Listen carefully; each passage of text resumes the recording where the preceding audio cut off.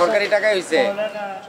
বার্ষিক উন্নয়ন কর্মসূচি এডিপির আওতায় 2023-24 অর্থ বছরে ময়মনসিংহের ফুলবাড়িয়ায় নেওয়া হয় 8টি প্রকল্প। এর মধ্যে স্কুল এবং মাদ্রাসা খাতে 60 লাখ টাকা, উপজেলা শিল্পকলা একাডেমির জন্য 10 লাখ টাকা, উপজেলা চেয়ারম্যান কোয়ার্টার মেরামতে 5 লাখ টাকা বরাদ্দ হয়। চলতি বছরের 11 জুন প্রসাদ এন্টারপ্রাইজ, অর্ণব এন্টারপ্রাইজ এবং উড়ালাল এন্টারপ্রাইজ নামের 3টি ঠিকাদারি প্রতিষ্ঠান প্রকল্প বাস্তবায়নের কাজ পান। কিন্তু উপজেলা প্রশাসনের সঙ্গে সমন্বয় করে টাকা উত্তোলন করলেও সেই টাকায় করা হয়নি কোনো কাজ।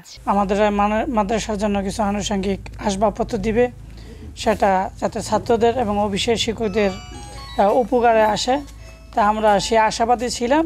তো এখন আশাবাদী যে আমাদেরকে দিবেন, তবে এখন আমরা পাইনি।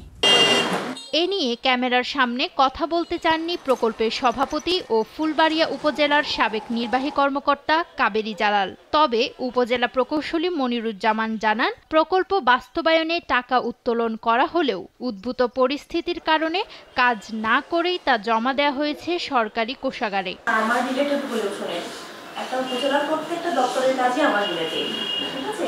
আমাদের এই যে সার্বক্ষণিক সব তথ্য আমার কাছে রেডি থাকে। আমি এডিপি ওই যে 8টি প্রকল্পের কথা বলছি, যে আরে বাবা সেটাই তো বলছি। মুকেশ স্যারের সাথে কথা বলতে কি আপনার খুব বেশি আপত্তি আছে? না আমি তাহলে ওনার সাথে কথা বলবো, আপনার সাথে এটা বলছি। আমি এখন ক্লোজ করে চলে যাচ্ছি, ওনার সাথে কথা বলেন। আমাদের ক্লোজিং কিন্তু ছিল 24 শর্ট টাইমে, এবং এমপির নির্দেশনায় যেহেতু তিনি কাজগুলো বাস্তবায়ন করবেন তার মনোনীত। সুতরাং ঠিকাদার প্রতিষ্ঠানের বিপরীতে আমরা বিলটাকে করে ফান্ডটাকে উত্তোলন করি, ঠিক আছে? আমি তো বলতেছি আমরা উত্তোলন করি। এখানে ডিডিও হলেন উপজেলা নির্বাহী কর্মকর্তা এবং উপজেলা ইঞ্জিনিয়ার, আমরা দুইজন, ঠিক আছে?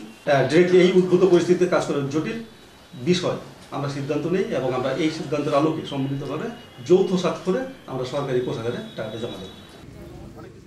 কেন প্রকল্পের কাজ হয়নি তা নিয়ে অধিকতর তদন্ত করে প্রয়োজনীয় ব্যবস্থা নেওয়া হবে বলে জানান দুদকের এই কর্মকর্তা। ফুলবাড়িয়া উপজেলায় 2023-24 অর্থ বছরে এডিপি প্রকল্পের আওতায় 8টি প্রকল্পের জন্য 75 লক্ষ টাকা বরাদ্দ আসছে।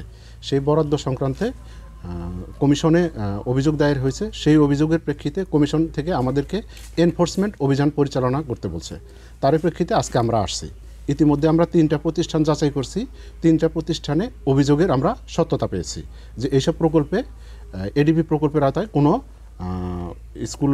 স্কুলের বিভিন্ন প্রয়োজনীয় সামগ্রী বা কোনো বরাদ্দ প্রদান করা হয়নি। আমরা যদি ঘটনার সত্যতা পাই, পরবর্তী প্রয়োজনীয় ব্যবস্থা গ্রহণের জন্য আমরা কমিশন বরাবর আমাদের প্রতিবেদন দাখিল করব।